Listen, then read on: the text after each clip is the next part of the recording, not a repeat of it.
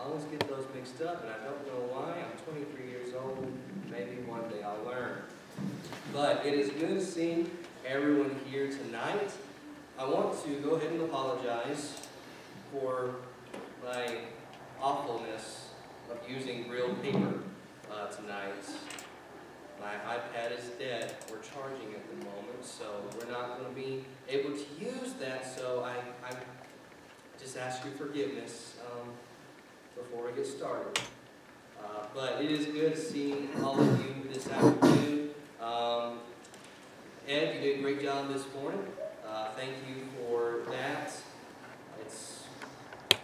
I like how transparent Harley is. That's something that I've always liked about it, and it's just another reason why God has blessed Lakin and I being here. And I pray that we will continue to bless you as well. And Caleb, I love that last song you led. It's beautiful and it's so true. It's this love that God has for us. Tonight I wanted to do something a little bit different. Don't worry, I'm not going to make you talk or anything, but I did want to do something a little different. And I just want y'all to think a moment about a time you've been in a valley. Steve, he says, sometimes we're in valleys and sometimes we're on hills. And that's what life is, When we're on a hill, we're doing great. We're on fire. We're healthy. We're doing good. But then when we're in a valley, it's sort of the opposite. We're sort of dulled a little bit. Maybe we're sick. Maybe we're suffering from a sin problem. Maybe we have a mental health issue going on. Because those things are real, right? They're so real. All of us, at some point in our lives, are going to be in a valley. And so tonight, if you haven't been in a valley in your life, and I don't know if that's possible, but if you haven't been in a valley in your life yet, you will be.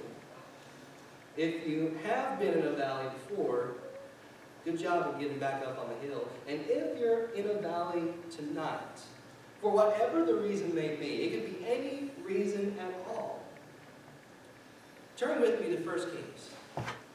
1 Kings chapter 18 is probably one of my favorite stories in the entire Bible.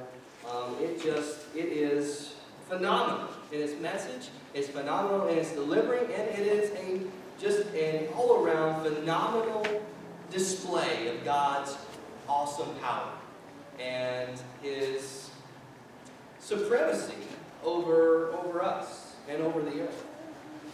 But in 1 Kings chapter 18, we come to find out that there is a man named Elijah. And we have actually met him previously in chapter 17. We talked about Elijah a few months ago at this point, it must be. But in chapter 17 in 1 Kings, we meet this Elijah the Tishbite. And Elijah's job was a prophet. And what his main goal was to try to bring Israel back from idol worship and back from the clutches of Baal, which was the false god that they were serving, back from the clutches of Ahab and his wife Jezebel, who were the king and queen at that point. That was his job. Elijah prophesied against Israel. He taught against what Israel was doing because, as we discussed earlier today, back in Bible class, that was one of Israel's strongest moves. To turn away from God when things got hard, or to turn away from God when everything was going great. They forgot about God, or they wanted something else besides God. And that is something that, unfortunately, we and the Israelites have in common. We turn away from God, we turn against God sometimes. And it's for a whole lot of reasons. But today, I want to read to you from verses 20 of 1 Kings 18 to verse 40 to verse 40. And that's a pretty long chapter.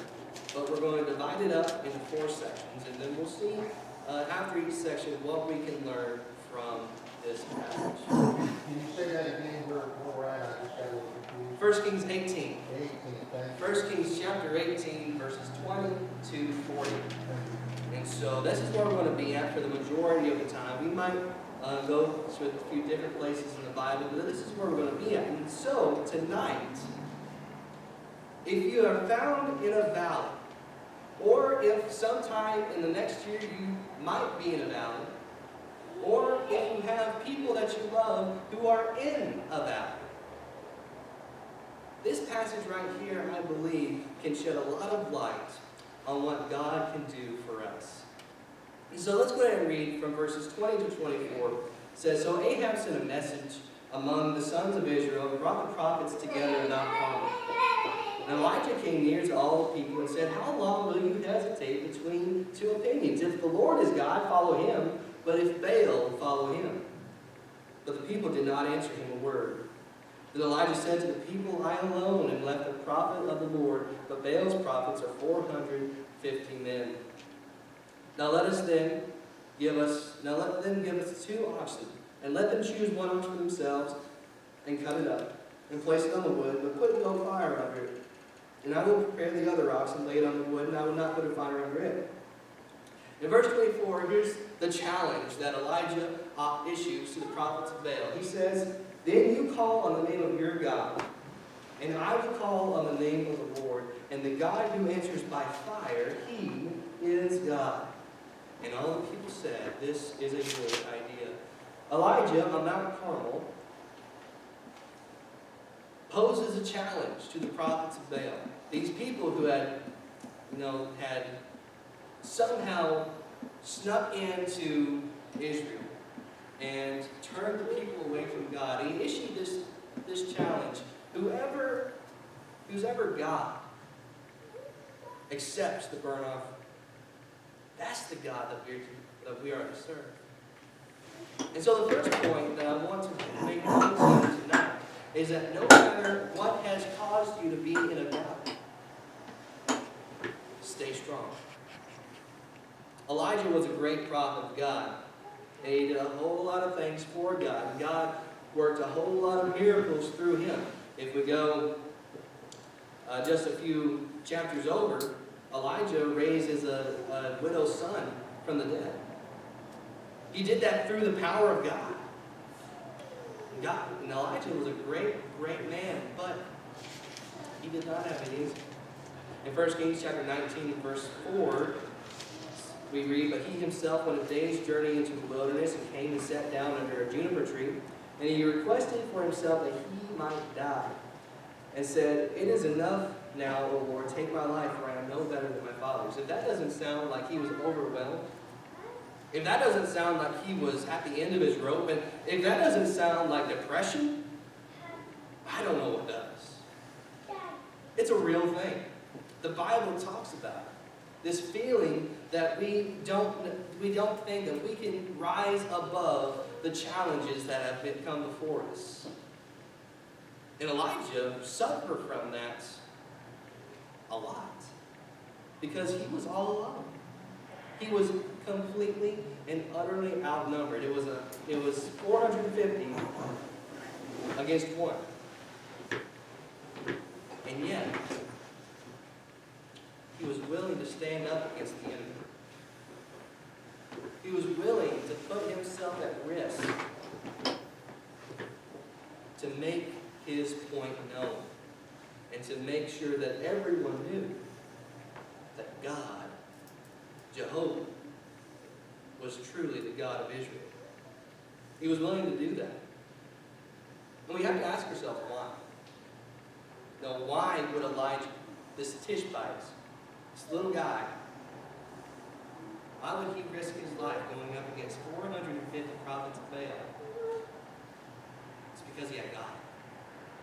It's because God was on his side. It reminds me so much of David and Goliath, you know. David is this little boy. He's a little shepherd. He's got a sling. He's got 5 stones. And then on the other side of the field, of the battlefield, there's this 9-foot-tall giant, this literal Goliath, this literal monster. And yet because David trusted in God, the giant fell that day. This reminds me so much of that. And when we think about this for us, we are Christians. We are God's people. We have a relationship with God that really others before in the Old Covenant, they wish they had the kind of relationship that we have with Him. God is able to do great things for us on so many levels, and He is able to raise us up out of those valleys that we find ourselves into. But we don't have it easy a lot of the times. And at some point, we are going to find ourselves in that. And there's a lot of things that can do that. You know, there's a lot of things that can bring us down to our lowest of lows. Sin is a big one. Sickness is another one. Grief, loss, uncertainty. The list can go on and on and on. And all of these things are a part of life. Because as we've already said, we live in a fallen world. And this fallen world is hard. And so how can we overcome all of life's valleys? That's the question that we need to ask ourselves tonight, because we're all going to find ourselves in one of them at some point. Let's keep reading. Verses 25 through 29 now say, So Elijah said to the prophets of Baal, Choose one ox for yourselves and prepare it first, for you are many, and call on the name of your God, but put no fire under it. In verse 26, they start. They took the ox which was given them, and they prepared it and called on the name of Baal from morning until noon, saying, O Baal, answer us. But there was no voice, and no one answered. And they leaped about the altar which they made. And it came about noon, Elijah mocked them and said, Call out with a loud voice, for he's a god. Either he is occupied or gone aside, or is on a journey, or perhaps he is asleep and needs to be awakened. So they cried out with a loud voice and cut themselves according to their custom, with swords and lances until the blood gushed out of them. When midday was past, they raved until the time of the offering of the evening sacrifice, but there was no voice, no one answered, and no one paid attention. I think this is probably my favorite part of this story. The part where Elijah mocks the prophets of Baal. It's funny to me. But it's also sad. They truly, I'm sure, believed that it was going to work. And if they didn't believe, they were going to make sure that they tried their best to do it. And so the second point that I have for you all tonight is that whatever puts you in that valley, it's temporary. The prophets of Baal were living good. They had the king's ear. They had the influence that they wanted over the people. They enjoyed all the benefits in the world that came with being a prophet of God. But they lacked a very important piece of hardware that Elijah had. They lacked a real God. They lacked a real source of power, of influence. They lacked it. The entity that they relied on had no way whatsoever of helping them. And no matter how much they shouted, no matter how much they cut themselves, no matter how much they leaped around and threw themselves on the ground, no matter how much they did that, Baal was never going to answer them. Because Baal was not real. See, they might have been a force to reckon with, and they might have had a lot of power and influence and prestige. But when the chips were down, they were nothing. Because the power that they had was temporary. And I'm telling you this right now, that no matter what has caused us to be in a valley, no matter what it is, that is temporary as well. Now, I'm not going to stand up here and say that it has no power, because it does. Satan has power. You know, the Bible calls him the God of this world for a reason. He has power. And I think we all have felt the feeling that we have no control over a situation. Elijah had no control over what was about to go down on Mount Carmel. He had no control of anything. But one thing that I want us to remember is that even though the valleys are powerful and they're potent, God tells us that we can come out on top. If you go to 1 Corinthians chapter 10, verse 13, a very well-known passage, says that no temptation has overtaken you, but such as is common to man. And God is faithful, who will not allow you to be tempted beyond what you are able, but with the temptation will provide the way of escape also, so that you will be able to endure. God is not going to let us go through something that we cannot get out of. No matter what that valley is, no matter how deep you've dug it, God is going to make a way for us to get out. Now, it's not always easy. And I want us to put a pin in this verse right here, because we're going to come back to it in just a moment, because there's more than just this verse that we need to look at. There's more than just God not letting us have temptation too hard for us. There's more to it than that. Okay? And so I want us to keep on reading, but we're going to come back to this in just a moment. In verses 30 to 35, Elijah answers the prophets of Baal, but he does it in a way that is a little counterproductive, right? In verse 30, Elijah said to all the people, "Come near to me." And so the people all came near to him. And he repaired the altar of the Lord, which had been torn down. And Elijah took 12 stones according to the number of tribes of the sons of Jacob, to whom the word of the Lord had come, saying, "Israel shall be your name." So with the stones he built an altar in the name of the Lord. And he made a trench around the altar, large enough to hold 2 measures of seed. Then he arranged the wood and cut up the ox in pieces and laid it on the wood. And he said, "Fill 4 pitchers with water and pour it on the burnt offering and on the wood." And he said, "Do it a second time." And they did it a second time. He said, "Do it a third time." And they did it a third time. And the water flowed around the altar. And he also filled the trench with water. And so here we have Elijah. The prophets of Baal have failed. Baal did not answer them. No fire from their God had come upon the altar. And so Elijah, instead of being normal, decides that he's going to not only build the altar, he's not only going to make it correctly, he's not only going to cut the ox in pieces and put it on the wood, but he's going to pour water over all that, right? My third point for y'all this morning, or this evening, is that sometimes the way out of the valley is harder than the way in. Elijah, as if he didn't already have an impossible task, decided to make it harder. And if you've ever tried to light a fire with really wet tinder, you know what it is. You know, it's basically like lighting a match underwater. You can't do it. It's not going to take, nothing is going to make that wet tinder do anything.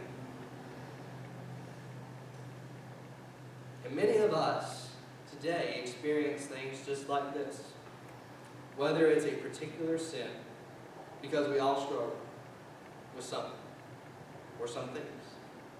You know, what tempts you may not tempt me, and what tempts me may not tempt you, but we all struggle with sin. It's part of being human, unfortunately. We're not perfect.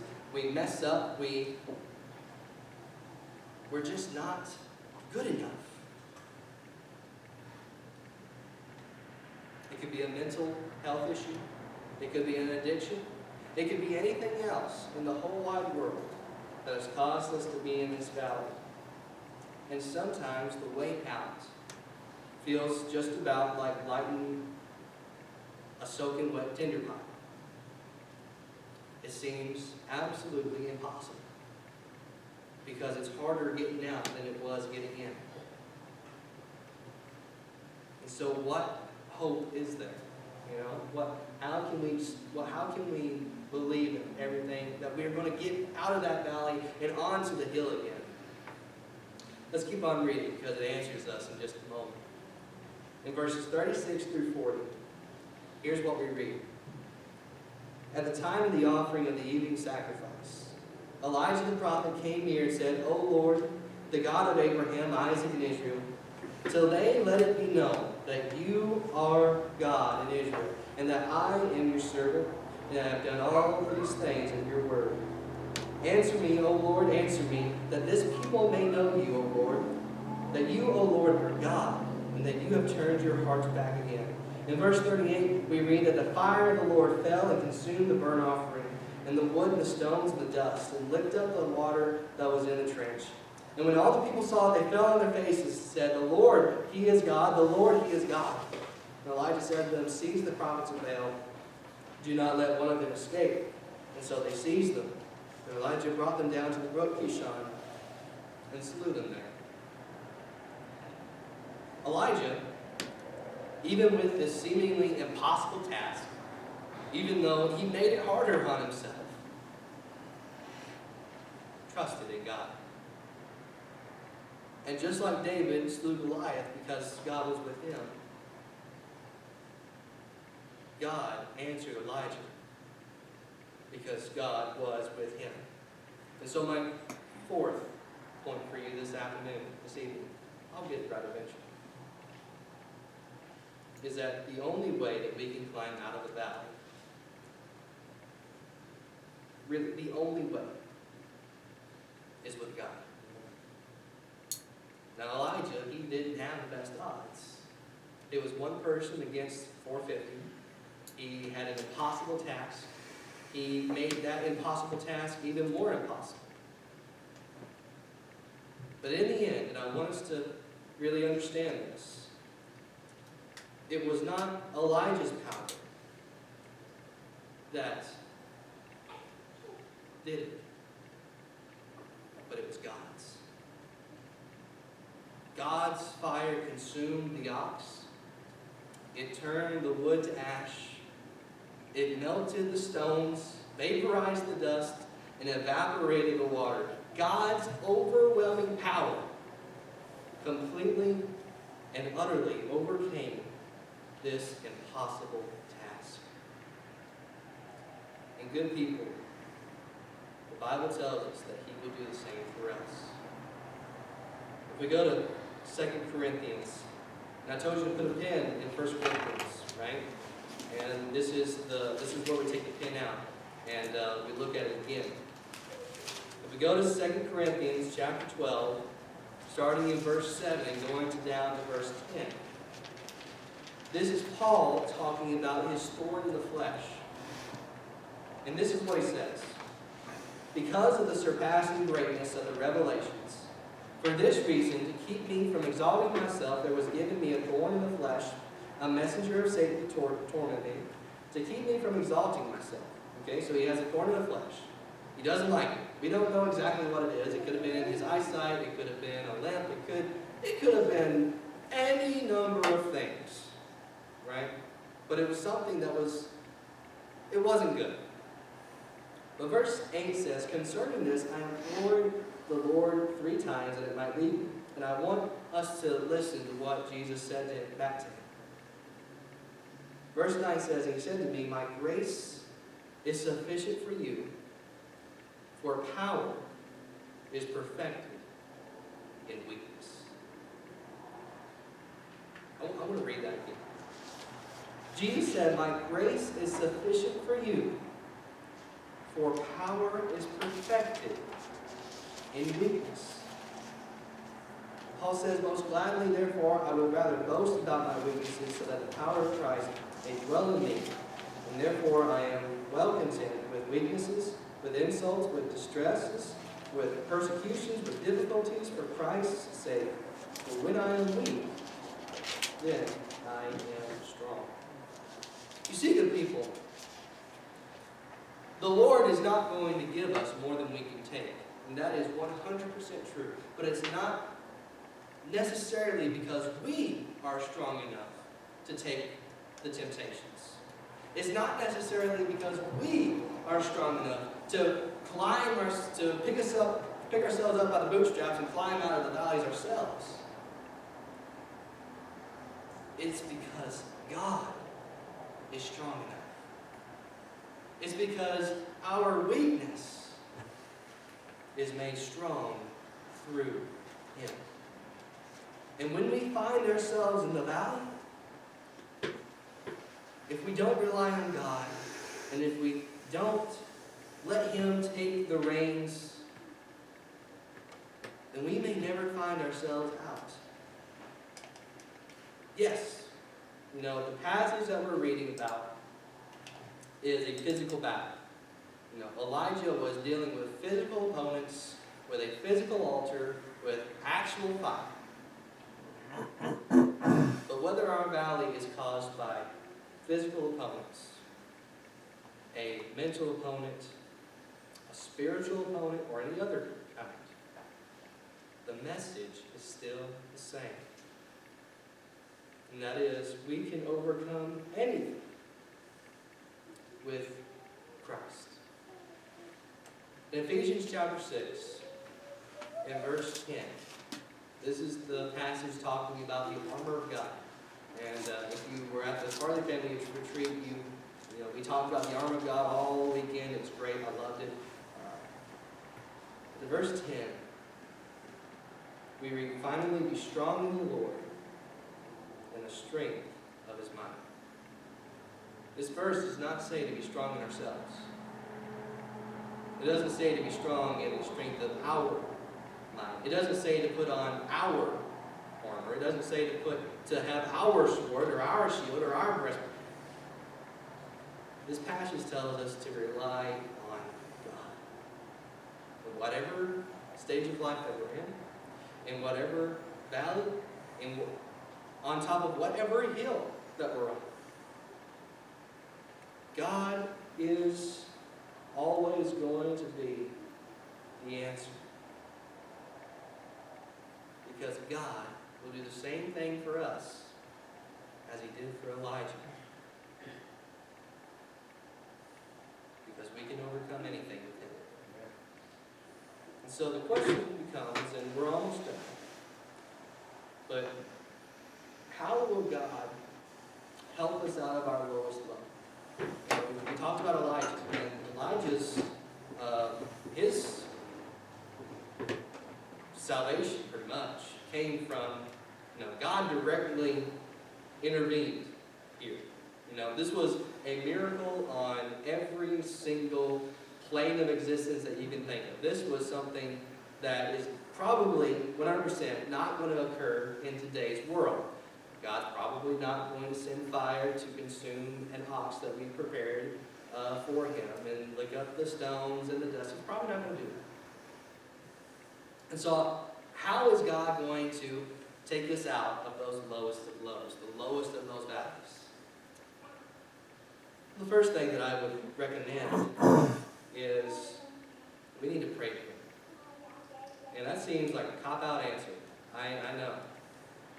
But it is the truth. Because there is power in prayer. Because Elijah did it.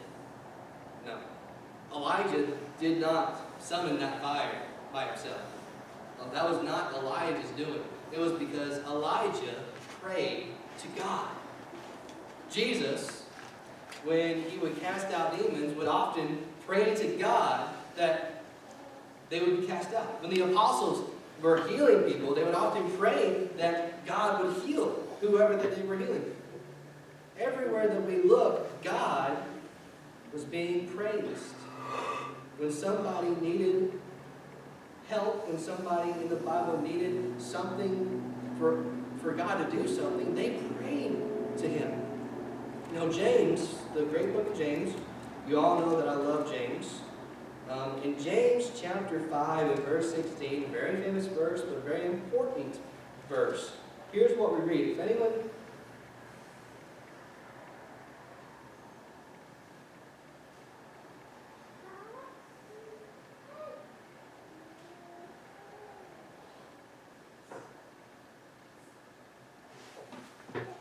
lost it. Because I'm in 1 John. In James chapter 5, let's build up the enthusiasm again. James chapter 5, verse 16 says, "Therefore confess your sins to one another and pray for one another so that you may be healed." I want us to listen to this next part because it's important. We've heard it a lot, but it's the Bible, it's the truth, and it's important. It says, the effective prayer of a righteous man can accomplish much. The effective prayer of a righteous person accomplishes much. And it is so important that when we are in those valleys, and on those hills, and anywhere in between, we talk to God. That we make our needs known to Him. That we ask for His guidance. That we ask for His wisdom. And the second part, the second suggestion that I would have for you, can be found in the same exact verse. And it says, "Therefore confess your sins to one another." Right? And so the second suggestion I would give to you tonight is to lean on your family. And that family is obviously your family, but it's also this family right here. Every single one of us in here should be a part of the church. That's the truth. Everyone sitting in here tonight ought to be a part of the family of God. And most of us in here are. And I'm so thankful for that. And so when you look around this room, and when you look around this room on Sunday mornings and on Wednesday nights, and when you go over to Chase Park or to whatever other congregations there are, I'm still there, that's your family too. And God set up the church for a very important reason, and that was for it to be a community. The word koinonia, right? In the Greek, the original word, it means community. A fraternity, sorority, whatever you want to call it. But the idea of the church, the early church, was that everyone was there for everybody. In Acts chapter 4, we've read this before, but it's so perfect for this. In Acts chapter 4:32, we read, "In the congregation of those who believed were of one heart and soul, and not one of them claimed that anything belonged to him was his own, but all things were common property to them." Now that's talking about very much, physical belongings, but the church in Acts 4 acted like a family, and they loved each other. They cared for one another. They were there for each other. And that is how we are today. The church hasn't changed in the past 2,000 years. We're still a family. And we still are here for one another. My third point this afternoon, we're just going to go with this at this point, is that if you need help, just get help. In a congregation the size that we are, even though we're not super big, still, I know that there are those of us here tonight that are probably in that for some reason or another. And sometimes that valley can't be gotten out of without a little bit more help. And fortunately, God has put some pretty awesome people on this earth that are pretty awesome at helping people out of it. So if you need help, get it. That's the prescription from the preacher. Because there's no shame in asking for help from anybody. Because as Steve says, we're all in this together.